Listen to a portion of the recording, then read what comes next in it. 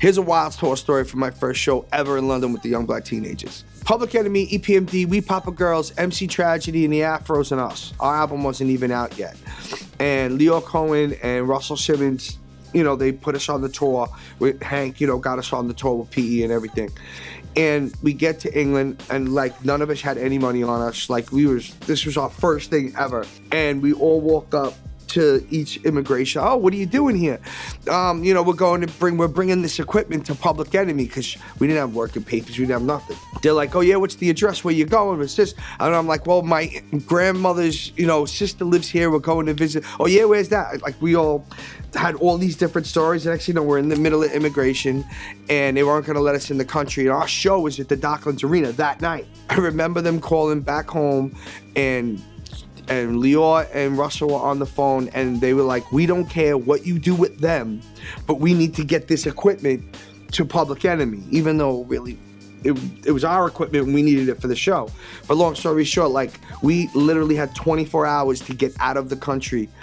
They wrote it in our passports. We weren't allowed to do anything, but we made it to the show and got up on stage, and this was our first show ever. So they announced us, oh, coming out, here come the Young Black Teenagers. Everybody's like, ah. And then all of a sudden, everybody just got dead quiet and looked like, saw 5 white boys coming out on stage like, what the fuck is going on right now? And people started throwing shit at us. We were getting booed. I got hit with a pair of sunglasses. I picked them up. I put them on. I kept DJing. But yeah, that was our first show ever, like as a group on a major tour.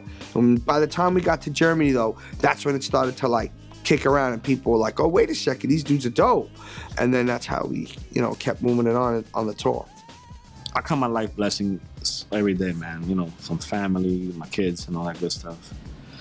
But my professional career, there isn't much that I haven't been privy to, man, in this short life, man. Even from meeting Mike, Prince.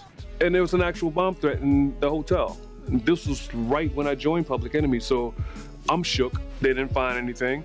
Talking to Chuck, I was like, Chuck, man, did you hear there's a bomb threat in the hotel? He's like, oh, that's nothing, Lord. Remember Flavor in '87, there was a bomb under the stage? Flavor's like, yeah, boy. So we'll go over to the studio, Broken Complex Studios, and we just smoked out like crazy.